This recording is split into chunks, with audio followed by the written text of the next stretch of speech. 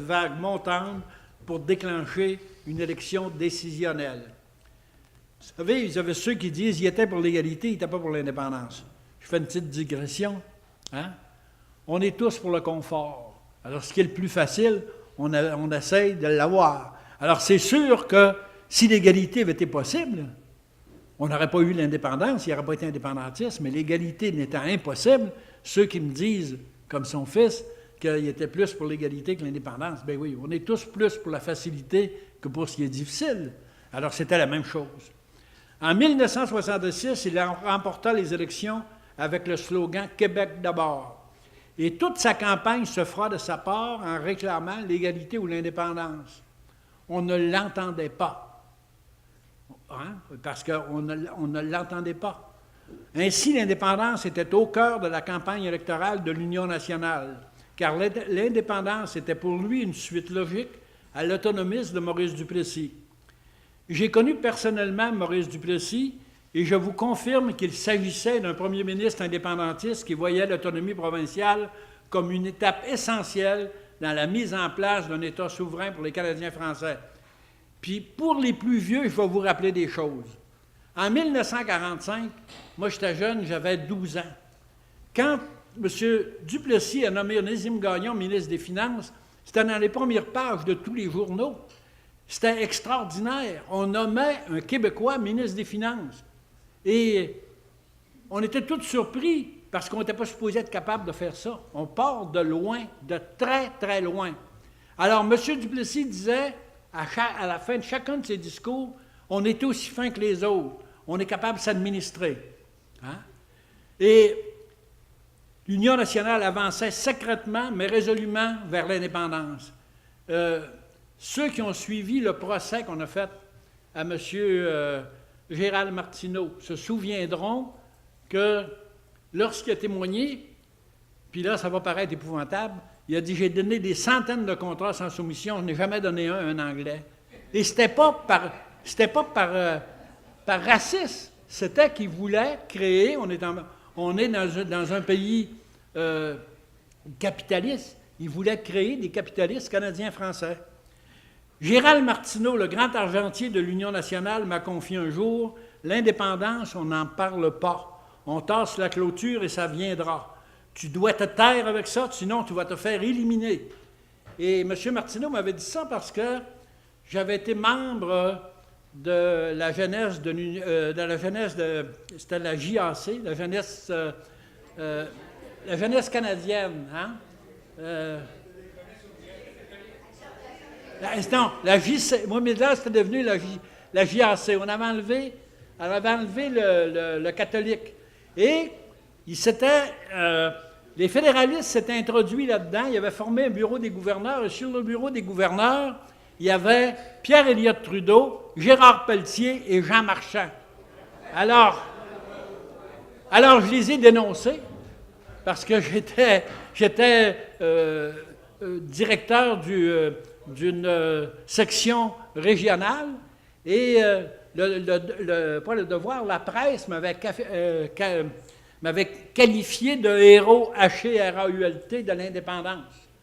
Et M. Martineau m'avait téléphoné, il m'avait fait demander, puis il m'avait dit « Tu te fermes avec ça, là, tu vas te faire tuer. » Et j'étais à peine présenté député que j'étais accusé publiquement d'abus de confiance.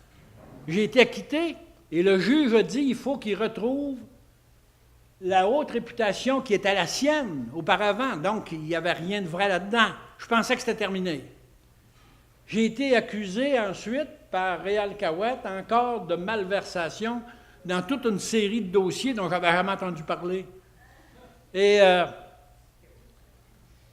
on est allé en procès et Réal Cahouette a été condamné à me verser 22 500 $ pour une calomnie totale. C'était tout était de la calomnie de A jusqu'à Z. Je pensais que c'était terminé.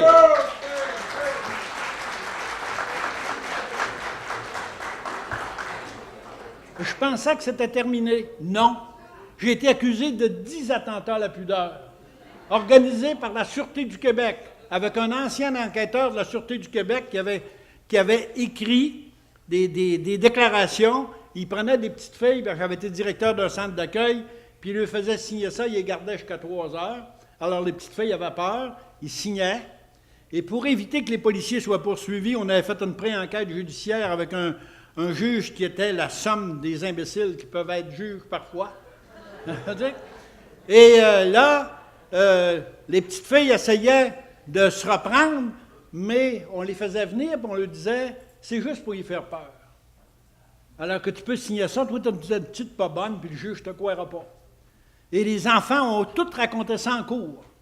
Et il y a une affaire même qui m'a fait pleurer, c'est qu'il y a une petite fille, la première, qui a dit, le juge, il dit, vous aviez peur, puis maintenant vous n'avez plus peur. Elle dit non, parce qu'Antonio, il est là, puis il va me défendre.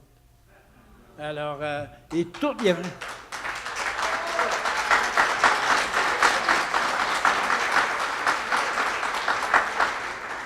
Je pensais que c'était terminé. Ça ne l'était pas. J'ai été encore accusé de malversation, d'abus de confiance. Et cette fois-ci, on ne voulait pas me manquer. Et je pense qu'on avait fait des promesses au juge de première instance parce que c'était une personne qui m'accusait d'avoir mis des pressions sur elle. Et en témoignant, elle a fini par dire que c'était une conclusion qu'elle avait faite, c'était une déduction qu'elle avait faite, que je lui avais rien demandé. Alors, c'était difficile pour le juge de me condamner, mais il y avait une personne qui a témoigné puis qui disait, moi je m'en rappelle, il m'a tout raconté ça. Alors le juge, dans son jugement, il dit, lui, il ne s'en rappelle pas, mais l'autre s'en rappelle. Et il me condamne. Alors je m'en vais à la cour d'appel, là, je vais gagner, c'est sûr. Et là, la cour d'appel, et vous, ceux qui pourraient lire le jugement, vous regarderez, ils citent des documents, ils disent le contraire qu'il y a dans le document. Ils citent des témoignages, ils disent le contraire que les témoins ont donné.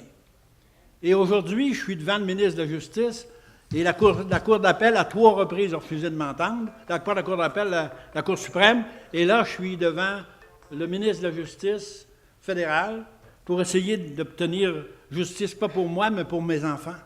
Mais c'est pour vous dire qu'il avait raison, j'étais pour me faire tuer. Hein? Alors, je vais continuer, si vous voulez. J'ai fait une comment je dirais ça, donc? Enfin? Une longue digression. Okay? Alors,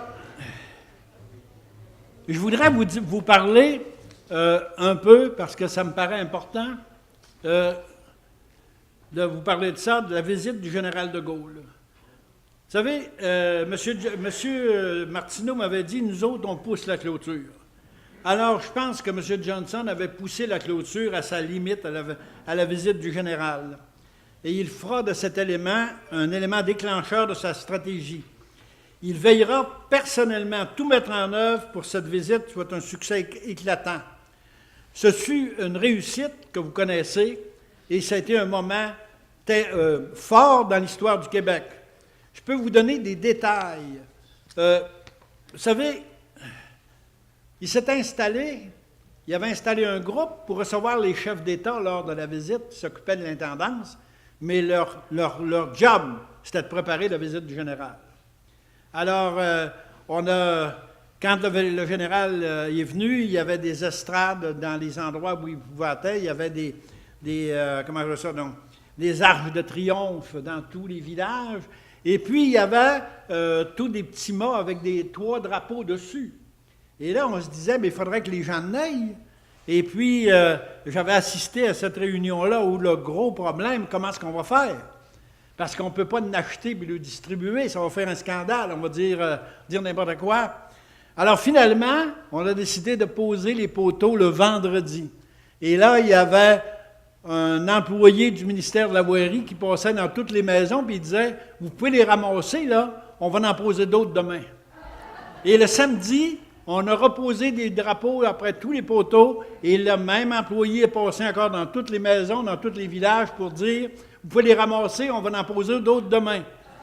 Et le dimanche, il a passé dans les maisons pour dire, là, vous les laissez là, c'est pour honorer le général.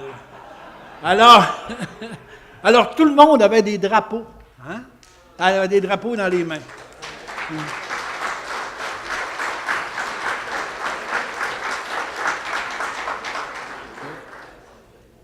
Et c'est lui qui avait trouvé le système. Mais tout n'est pas gagné parce qu'il est contesté auprès de son propre caucus. Et suite à la déclaration du général, le caucus de l'Union nationale, largement défavorable à l'Union nationale, commence à avoir peur. Et là, je prends Jérôme à témoin. Le jeudi suivant la visite du général, on est réunis et Johnson dit à tout le monde, vous allez retourner dans vos comtés. Il ne dit pas ce qu'il pense. On lui demande son opinion, il ne la donne pas. Vous allez retourner dans vos comtés. N'allez pas voir les marchands, n'allez pas voir les entrepreneurs, mais le petit peuple, allez voir vos électeurs sur le trottoir. Demandez-leur ce qu'ils pensent de tout ça. Vous m'en donnerez des nouvelles, puis on se revoit mardi. Et le mardi, tout le monde revient avec le même résultat.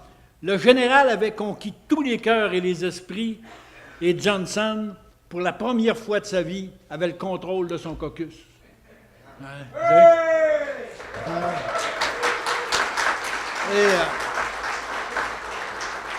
Et une chose que je me rappellerai toujours, parce que c'est le dernier qui a parlé, Camille Martellani, qui est un Italien, qui était entrepreneur de Saint-Henri, et Johnson, tout le monde, Johnson demandait à tout le monde, et toi, et même Jean-Jacques Bertrand, t'es obligé de dire, ils sont tous avec le général.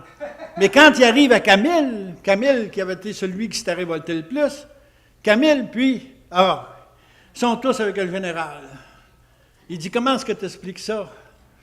Ben, il dit, c'est tous des Canadiens français, puis ils sont pauvres. Alors, c'était... Et ça m'est resté. Le leadership exemplaire de Johnson, qui liait son projet d'indépendance à la France du général, lui a donné réellement une stature d'homme d'État. La visite du général a été planifiée, voulue, organisée par lui. Il est le principal artisan de cet événement historique. Suite à la déclaration du général, Johnson doit se rendre en France pour franchir une étape déterminante de sa stratégie indépendantiste. Il y est tombé malade. C'est dans ce contexte que le très fédéraliste Paul Desmarais va le rencontrer à Hawaï pour le convaincre de renoncer à son projet souverainiste. D'où ses déclarations, soit de ne pas élever une muraille de Chine autour du Québec, je ne sais pas si vous vous rappelez de ça, que les problèmes du Québec vont se régler au Canada, c'est presque une tautologie, ils ne peuvent pas se régler ailleurs, c'est sûr. Alors, puis qui furent interprétés par les observateurs comme de quoi qui avait reculé. C'était de la poudre aux yeux et c'était destiné à ses adversaires pour se laisser berner, qui se sont laissés berner. Johnson n'a jamais été indécis, mais conscient de la faiblesse de sa position, il avançait en brouillant les pistes avec autant plus d'attention qu'il se savait surveiller de l'intérieur comme de l'extérieur. Pensez qu'à l'intérieur, son sous-ministre des Affaires intergouvernementales était Claude Morin, en qui il avait une confiance absolue, moi aussi. Hein? Alors, ça vous dit une affaire. Il se savait trahi. Je ne sais pas si vous vous rappelez de la fête de la Société Saint-Jean-Baptiste en 68, où, vous vous rappelez de ça, où Pierre-Éliott Trudeau était resté comme un brave. Alors, Johnson demandait à ses gardes du corps de le laisser là. Ils ont emprisonné ses bras sur les dossiers de sa chaise et ils l'ont sorti. Et M. Johnson m'a dit personnellement, comment est-ce qu'on fait, puis il ne voulait pas avoir de réponse, quand tes propres gardes du corps sont au service d'un gouvernement étranger? Parce qu'il avait compris que ses gardes du corps ne lui obéissaient pas, mais il obéissait à quelqu'un qui lui avait dit de le sortir pour laisser toute la place et tout l'honneur à Trudeau de faire face à la meute. Alors que lui, il n'était pas en danger du tout, alors il ne voulait pas qu'on le sorte. Alors, c'est pour vous dire jusqu'où ça va. Regarde. Alors, il était décidé d'aller en France pour finaliser son projet avec le général de Gaulle. Les détails m'ont été révélés quelques jours après la mort de Johnson par un journaliste du Toronto Star, Robert Mackenzie. Il y a des gens parmi vous qui le connaissent, vous pourrez lui demander. Voici ce qu'il m'a confié. Après une élection décisionnelle, la France et ses alliés allaient reconnaître immédiatement la déclaration d'indépendance du Québec. La France allait envoyer des conseillers économiques, des experts, pour organiser le nouvel État. en plus d'octroyer au Québec des prêts sans intérêt. Et là, Giscard d'Estaing n'avait pas encore passé là, puis la France pouvait nous en faire des prêts sans intérêt sans problème. De Gaulle avait également prévu d'envoyer des conseillers militaires pour sceller un traité de défense mutuelle, renforcé par l'envoi d'un porte-avions français dans l'Atlantique Nord, à proximité du golfe Saint-Laurent. Alors, ça jouait sérieux. Hein? Et la preuve qu'il se préparait à faire ça, on a eu un caucus, Jérôme va s'en souvenir, juste avant qu'il parte pour aller à la Manique. Et en sortant, Paul Dauzois, qui avait pourri la vie comme ça se peut pas, durant qu'il était à l'opposition, il avait même demandé publiquement sa démission, lui dit « Je te remercie, Daniel, parce qu'il venait de nommer Marcel Faribault, ministre des Finances. Je te remercie, Daniel, d'être revenu à l'autonomie, qui est le véritable endroit où on doit se situer. » Et ce n'était pas dans sa manière, M. Johnson est un homme extrêmement gentil, mais là, on dirait qu'il avait eu son voyage, et là, il n'était plus capable. Il dit « Paul, je n'ai pas changé d'avis, je vais faire une élection sur l'indépendance, et si tu n'aimes pas ça, toi puis Jean-Jacques, vous vous présenterez contre moi, puis je vais vous faire battre. » Et c'était un cri du cœur. Et il est mort une journée après. Alors, quand notre ami Schneider dit qu'il a pu être empoisonné, il y avait beaucoup de raisons de se débarrasser de lui. Parce que Johnson avait sa stratégie, mais le général de Gaulle aussi avait la sienne. Et pour lui, le Québec, ça devenait extrêmement important dans sa volonté de contrer la force anglo-saxonne, américaine. Alors, les Américains voulaient se débarrasser de lui, le Canada voulait se débarrasser de lui, et beaucoup d'hommes d'affaires voulaient se débarrasser de lui. Alors, ce n'est pas impossible, et si on veut savoir qu'est-ce qui s'est passé, une autopsie, c'est le minimum, et des analyses toxicologiques, c'est le minimum qu'on peut avoir. D'autant plus que la seule personne qui dit qu'il y a eu une autopsie qui l'a écrit, c'est Jean Loisel. Puis il donne pour raison qu'il y a eu une autopsie que Johnson lui-même l'avait demandé pour ne pas qu'on se pose des questions comme on l'avait fait à la mort de M. Duplessis. Or, à la mort de M. Duplessis, il n'y a personne qui s'est posé des questions parce qu'il y a eu une autopsie en bonne et due forme. J'ai même appris, en lisant l'autopsie, qu'il y avait eu le Peyronie et qu'il y avait le zizi-croche. Alors, si vous voulez savoir s'il y avait des doutes, il n'y en avait pas. Alors, qu'on ajoute ça pour confirmer qu'il y a eu une autopsie que personne n'est capable de voir et que personne n'est capable de prendre connaissance, ça me laisse beaucoup de doutes. Beaucoup, beaucoup de doutes. Alors, je voudrais dire quelque chose et je ne voudrais pas qu'on se croie que je veux blâmer qui que ce soit parce qu'encore une fois, on a adhéré au principe du référendum et je pense que ça a été une grave erreur. Mais on était tous là-dedans, alors ce n'est pas un blâme à personne. La mort de Johnson le 26 septembre 1968 a transformé son projet d'indépendance en rendez-vous manqué de l'histoire. Par la suite, le projet d'indépendance va être repris dans un autre cadre stratégique qui se résume en un seul mot, référendum. Cet enfermement dans la logique référendaire est ce qui nous a menés au cul-de-sac actuel. Celui-ci est très bien résumé par Mathieu Bock-Côté. Personne ne s'imaginait que ces efforts immenses n'aboutiraient finalement à rien, sinon à un grand vide, à la folklorisation, à la dissolution. Un peuple ne peut pas échouer son indépendance sans en payer le prix. Aujourd'hui, ce n'est pas l'indépendance qui est en péril, c'est la nation qui porte le projet qui est en péril. Depuis l'époque où les grands mandarins d'Ottawa ont vendu l'idée de référendum à Claude Morin, Ottawa savait qu'il ne reconnaîtrait jamais les résultats. Et c'est là qu'on s'est tous leurrés. On a cru à la démocratie canadienne. Pire, pile on perdait, face on ne gagnait pas. La preuve nous a été donnée dans le National Post du 31 octobre dernier par l'auteur Bob Plamondon qui nous révéla les détails du plan secret de Jean Chrétien en 1995. En cas de victoire du oui, Ottawa avait décidé de ne pas reconnaître le résultat et d'organiser un second référendum fédéral au Québec. Et si ça ne suffisait pas à contrer définitivement le projet souverainiste, le Canada planifiait d'organiser un référendum pan-canadien pour être sûr d'enterrer définitivement le oui. Étrangement, et ça, je trouve ça étrange, mais en même temps, je le comprends un peu, le camp souverainiste n'a pas encore réagi à cette disqualification de la stratégie référendaire. Alors, comment sortir? Et je me suis posé la question, je l'ai demandé à plusieurs, je me suis fait aider.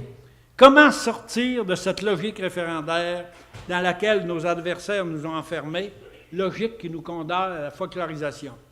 La seule garantie qu'on peut avoir un référendum effectif, c'est de forcer Ottawa à signer une entente par laquelle il s'engage par écrit et publiquement à reconnaître les résultats d'un référendum majoritaire. Dans le cas où Ottawa refuserait de jouer le jeu démocratique, nous aurions alors l'obligation de sortir de ce piège référendaire, car un référendum est un processus lent et coûteux, et s'il est inutile, nous avons l'obligation d'en prendre acte, parce que c'est inutile, ils ne veulent pas le reconnaître. Rappelons que dans la doctrine politique de Daniel Johnson, ce n'était pas un référendum qui menait à la souveraineté, mais la souveraineté qui menait à un éventuel référendum sur la ratification de la Constitution québécoise proposée. Ça veut dire autre chose aussi. Ça veut dire qu'il va falloir faire confiance à nos chefs. Pourquoi qu'on est obligé de tenir un référendum? On est à la veille de nous demander l'heure, pas rien que la journée, l'heure qu'on va le tenir. Il faut faire confiance à nos chefs, puis si on n'a pas confiance, changeons-les, mais il faut leur laisser de la latitude. Les Grecs, pas les Grecs, les Romains, quand Rome était menacée, ils élisaient un dictateur pour le laisser prendre des décisions sans être obligé de donner à l'ennemi, à ses adversaires, son plan de campagne. Nous, on exige que ça soit étalé au public. Quand on est faible et désarmé, le seul moyen de gagner, c'est la surprise et la rapidité. Et cette surprise-là, on enferme nos chefs, ils ne sont pas capables de l'avoir. Cette rapidité-là, nos chefs sont enfermés, ils ne sont pas capables de l'avoir. Il va falloir que nos esprits se rendent compte que la démocratie canadienne, lorsqu'elle est menacée, lorsque le Canada dans son entier, dans ce que les anglophones considèrent comme le Canada, est menacé, il va falloir qu'on sache que le seul moyen d'en sortir, c'est de laisser un peu de liberté à ceux qui nous défendent.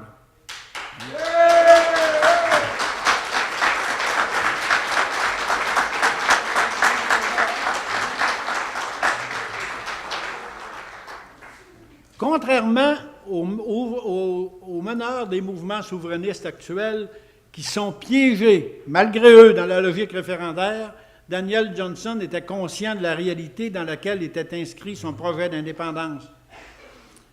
Il était sur la même ligne de pensée que le général de Gaulle qui affirmait « Il n'y a pas de politique qui vaille hors de la réalité ». La réalité est que le Québec est un État tronqué, prisonnier à l'intérieur de l'État canadien. Daniel Johnson fut un grand patriote et c'est vrai qu'il fallait l'honorer et je vous remercie de le faire. Je veux dire autre chose. Johnson n'avait pas peur de défendre la nation canadienne-française. Et là encore, je vais demander à mon ami Jérôme de confirmer ce que je vais dire. Après son élection, avec 41% des voix exprimées en 1966, Lesage demanda à Johnson de démissionner et de déclencher de nouvelles élections parce qu'un grand démocrate, comme il se vantait de l'être, il ne pouvait pas gouverner alors qu'il ne représentait pas la majorité de la population. Et je me rappelle le mot à mot de Johnson s'adressant au président de la Chambre. « Monsieur le Président, j'ai été élu par la majorité du peuple canadien-français et ça me suffit. » Scandalisé par la réponse, Lesage était alors revenu à la charge en soulignant le caractère raciste de sa réponse. Et Johnson avait repris « Monsieur le Président, je crois que le député de Louis Hébert ne m'a pas compris. Alors je vais répéter. J'ai été élu par la majorité du peuple canadien-français et ça me suffit. » Lesage s'est relevé une troisième fois et c'est Pierre Laporte qui lui a demandé de s'asseoir en tirant très fort sur son veston. Et Jérôme était là, il peut vous confirmer ça. Aujourd'hui, je voudrais dire à nos dirigeants indépendantistes actuels et futurs, si vos adversaires vous traitent de tous les noms, si vos amis et les journalistes vous traitent de racistes et que vous êtes incapables de recevoir cela avec un haussement d'épaule, tout en continuant vos dires et vos affaires, vous n'avez pas le coffre pour la job. Ôtez-vous de là, ce n'est pas votre carrière qui est en jeu.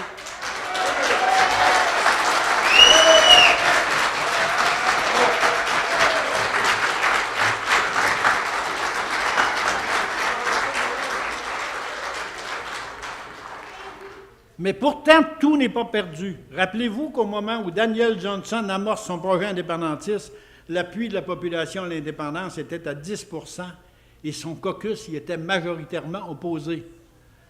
Vous entendez toutes sortes de choses. Les jeunes ne s'intéressent plus à ça. Mais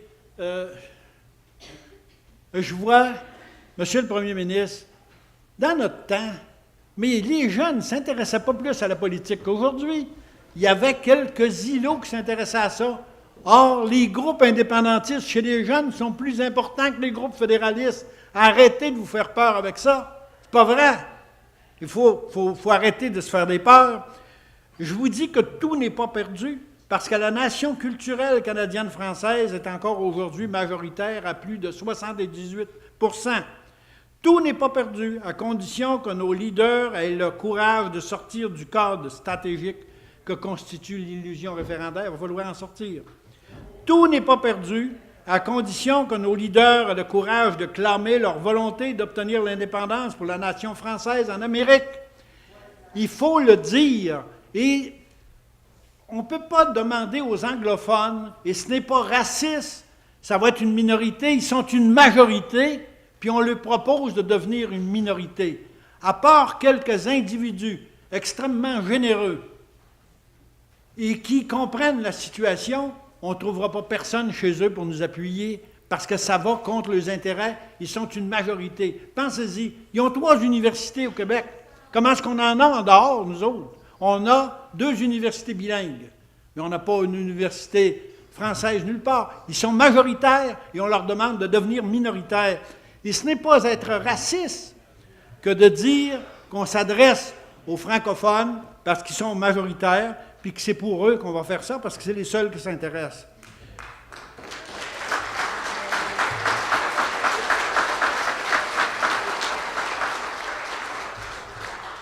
Alors, je vous dis que tout n'est pas perdu, à condition que nos leaders aient le courage de revenir au message de Johnson, qui avait fait de l'égalité ou de l'indépendance un enjeu existentiel pour la nation française en Amérique, et qui a mené ce combat jusqu'à son dernier souffle. Alors, en terminant, je vous dis, vive la patrie, vive Daniel Johnson, et vive le Québec libre.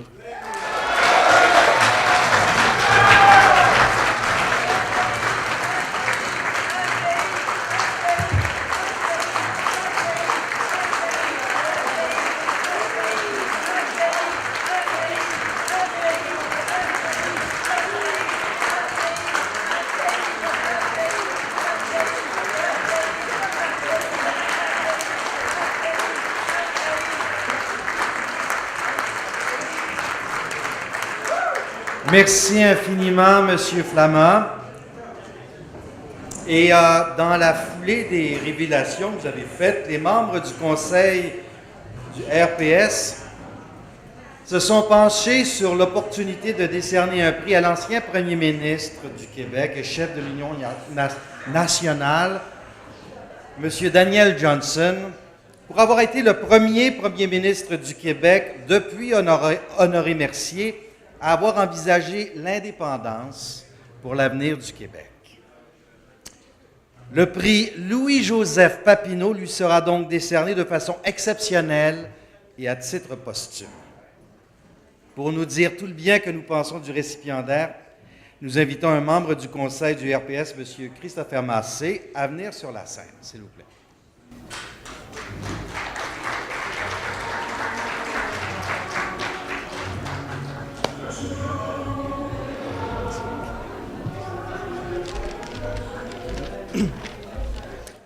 Chers patriotes, M. Daniel Johnson est né à Danville, en Estrie, en 1915. Il est le fils de Francis Johnson et de Marie-Adeline Daniel. Il fait des études classiques au séminaire de Saint-Hyacinthe et au Grand Séminaire.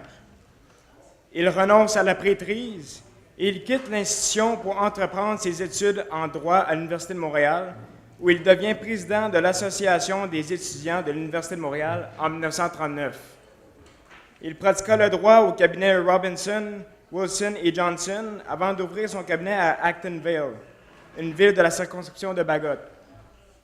Il se présente à l'élection partielle de 1946 et il sera élu. Il sera réélu aux élections générales de 1948, 1952, 1956, 1960, 1962 et 1966. En 1958, il deviendra ministre des Ressources hydrauliques dans le gouvernement Duplessis. Il conservera son poste dans les gouvernements Sauvé et Barrette. Ayant été élu chef du Parti de l'Union nationale en 1961, il redonnera le pouvoir à l'Union nationale en 1966 avec le slogan « Québec d'abord ». Il avait écrit auparavant le livre intitulé « Égalité ou indépendance » en 1965. Il est décédé le 26 septembre 1968 à l'âge de 53 ans en visitant le chantier du barrage Manic 5. Le RPS est fier de décerner à titre posthume et de façon exceptionnelle le prix Louis-Joseph Papineau à M. Daniel Johnson.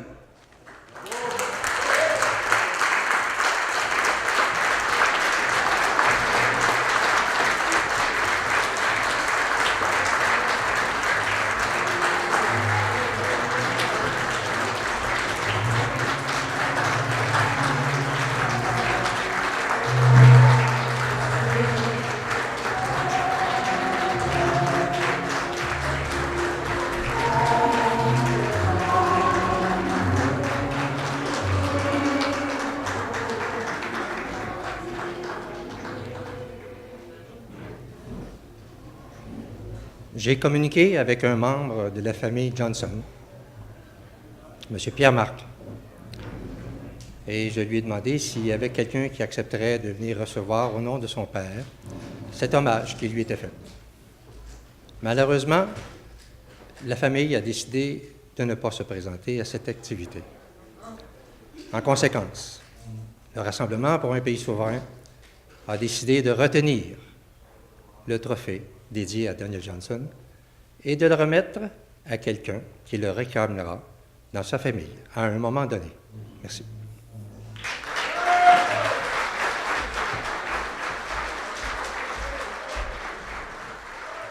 Merci, messieurs Massé-Roy. Maintenant, la personne que je vais vous présenter te passe de présentation. Habitué à fouler cette scène du dîner des Patriotes, c'est d'abord et avant tout un militant et un grand patriote. Mesdames et messieurs, l'ancien premier ministre, M. Bernard Landry.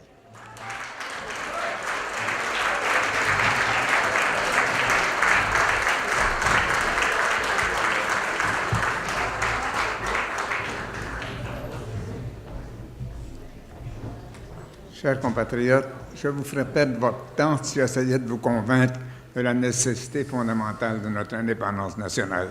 Vous êtes des patriotes, vous êtes braves, vous êtes courageux.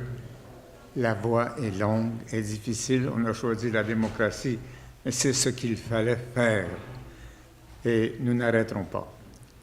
Ce qui est évidemment assez triste aujourd'hui, une nouvelle du jour, et ça démontre que ce n'est pas juste les gouvernements ou les partis, c'est le peuple qui doit réagir. Les gens sont retournés chez Adidas. Le croyez-vous? Ce n'est pas des lois qui font notre destin, c'est l'engagement populaire. Qu'est-ce que nos compatriotes sont allés faire après l'insulte que nous avions eue dans cette mésaventure? La leçon, c'est que la loi, ça compte, le gouvernement, ça compte, l'engagement citoyen est fondamental. Et c'est ce que votre présence aujourd'hui prouve. Merci de votre persistance, de votre persévérance. Vous ne vous battez pas pour n'importe quoi. vous battez pour une des plus grandes causes qu'un être humain peut servir. Un des plus grands philosophes qui a fondé les assises de la philosophie contemporaine, c'est Homère lui-même, le grand philosophe grec, qui a dit, écoutez-moi bien, vous le savez d'ailleurs, rien n'est plus doux que l'amour de la patrie.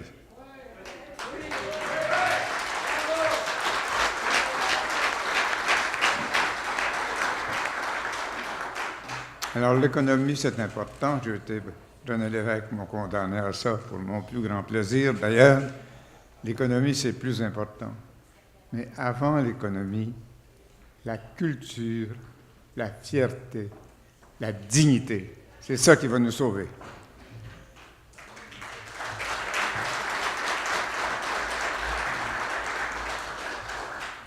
Je vais faire la petite parenthèse que je fais habituellement dans ces rencontres pour saluer deux personnes exceptionnelles. Premièrement, Benoît Roy, qui fait que nous sommes ici cette année et chaque année par une tradition durable. Si tous les patriotes étaient aussi bons patriotes que Benoît, nous serions indépendants.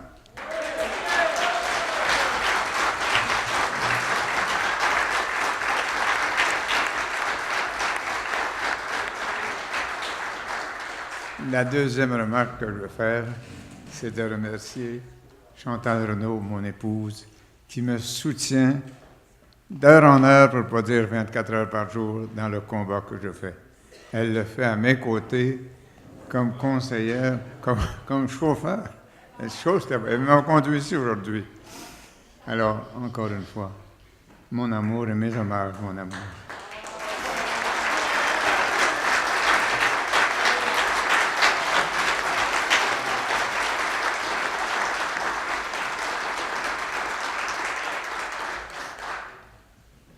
Deux autres messages simples et clairs. Le premier, c'est qui nous a été laissé d'ailleurs par un grand premier ministre du Québec après la mort de Louis Riel. Cessons nos luttes fratricides. Il faut que tous ceux qui sont indépendants reconnaissent le devoir moral de s'unir au grand mouvement indépendantiste et non pas de le fractionner et de le répandre dans toutes les directions. Nos ennemis sont ravis à chaque fois qu'ils voient la naissance d'un nouveau parti indépendantiste. Bravo!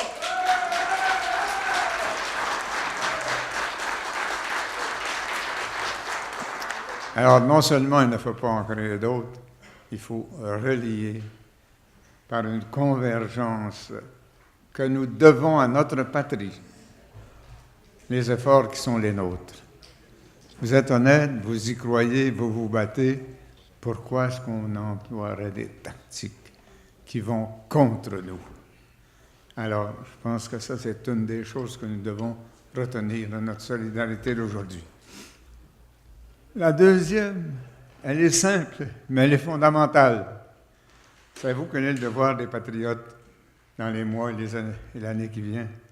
Se débarrasser de Philippe Couillard, le pire premier ministre qu'on a jamais eu.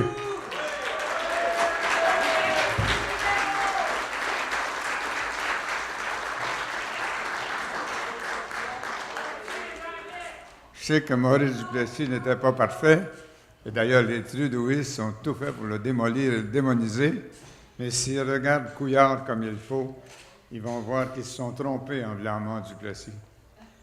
Ce Couillard est invraisemblable. Il est déconnecté de l'âme québécoise. Il a dit des choses absurdes. Quand il a dit que nous étions accablés par un racisme systémique, c'est une saloperie invraisemblable. Nous sommes le contraire de ça. La nation québécoise n'est pas une race, c'est une nation, puis on a accueilli des gens, puis il y en a dans cette salle, de tous les pays qui ont rejoint profondément notre cause québécoise et qui sont aussi québécois que vous et moi. La question ne se pose même pas. Comment notre Premier ministre a-t-il pu dire une chose aussi absurde et insultante? Le Québec bashing dans le reste du Canada, là, cette citation-là est fantastique pour eux. Those Québécois are living systemic racism. Il faut nous débarrasser au plus vite de cet être indigne qui prétend nous gouverner. Aussi, il a dit d'autres absurdités incroyables. Il a dit l'indépendance serait un désastre. Il s'est trompé. Le désastre, c'est lui.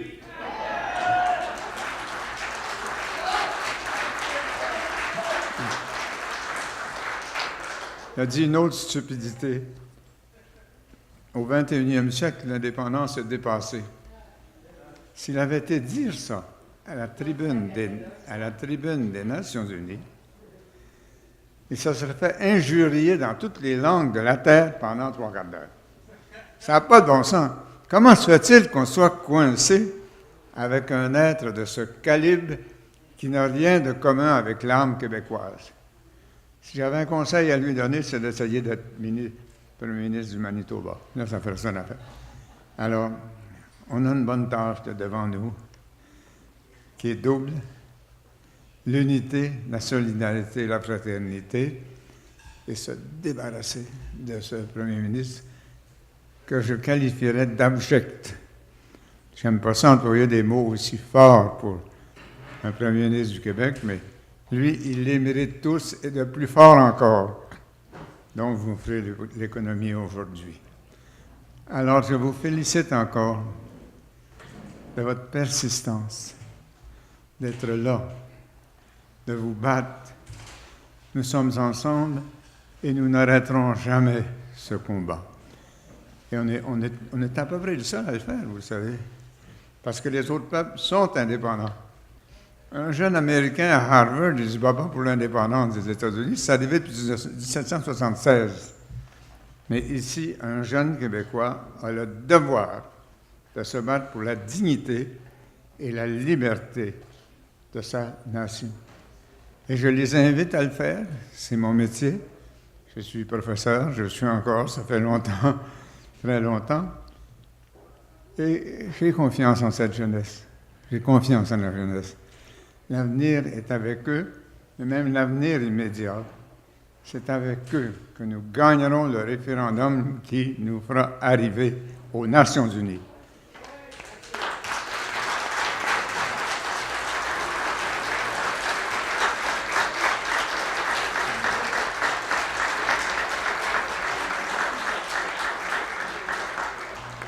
C'est pas au Conseil de la Fédération qu'on est attendu.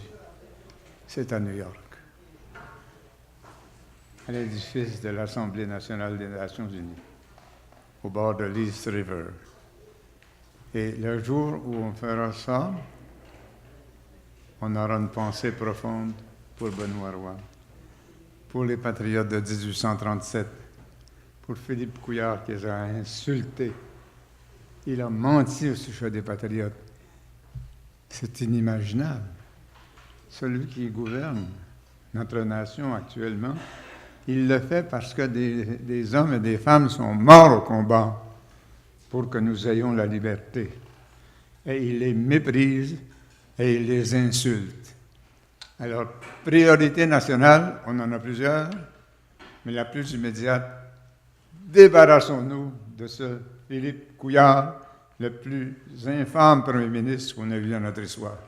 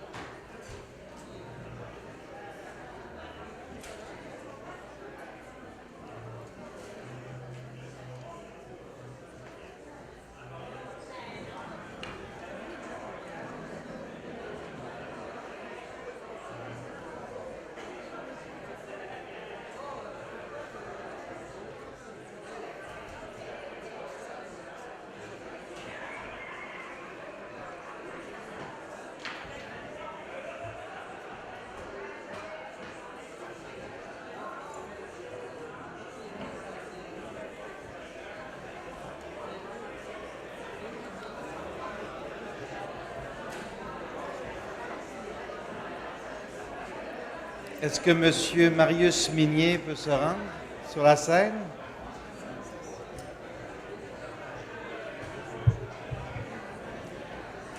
Merci beaucoup, M. Landry. Merci beaucoup.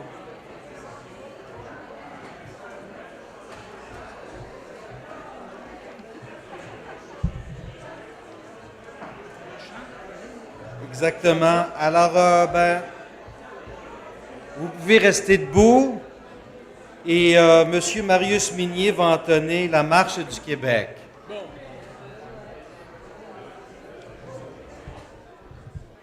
Sous la même bannière québécois d'aujourd'hui, marchons dans la lumière.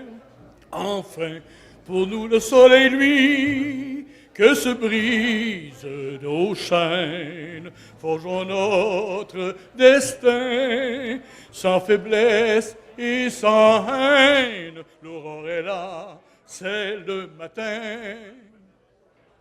Dans le jour qui s'allume, formons notre unité. Il est sans amertume le pain de la fraternité. C'est la nuit qui s'achève. Nous vivrons désormais. Travaillons donc sans trêve. Que le Québec vive à jamais. Après tant de souffrances, la victoire des forts comble nos espérances et vient couronner nos efforts, entraînant dans la ronde notre peuple indompté. À la face du monde, il a choisi la liberté. Il a choisi la liberté.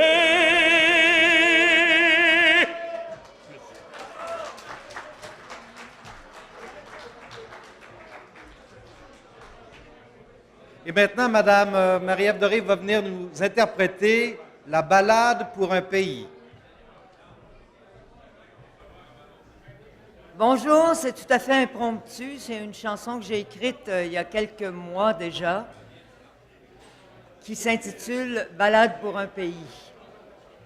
La planète est enceinte au point de mettre bas. Le monde entend sa plainte, son douloureux combat, son douloureux combat. Le pays est à naître, car il vagit déjà. En dépit des tempêtes, son âme se débat. La planète est enceinte au point de mettre bas. La planète est enceinte au point de mettre bas. Le monde entend sa plainte, son douloureux combat. Son douloureux combat. Le rêve bat de l'aile, on le croit moribond. Ce rêve à la vie dure, oui, notre foi perdure. De l'or myriel, Papineau revivront. La planète est enceinte au point de mettre bas. Le monde entend sa plainte, son douloureux combat, son douloureux combat. Du pays déjà né, qu'on dit illégitime, l'adulte légitime plante enfin les piliers. La longue résistance du peuple québécois avance avec constance. Ici, le peuple est roi. La planète est enceinte au point de mettre bas. Le monde entend sa plainte, son douloureux combat, son douloureux combat. Vive le Québec libre, le Québec libre. Excusez-la.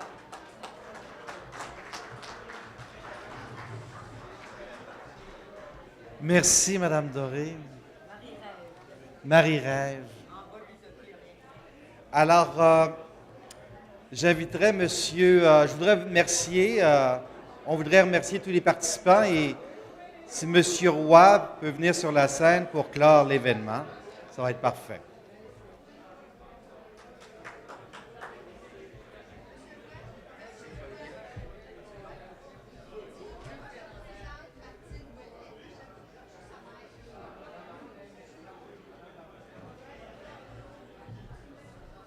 Alors, en terminant, je voudrais vous dire merci de votre présence à ce 17e dîner des Patriotes du Rassemblement pour un pays souverain.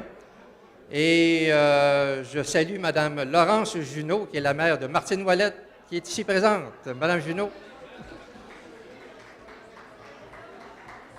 Et nous vous disons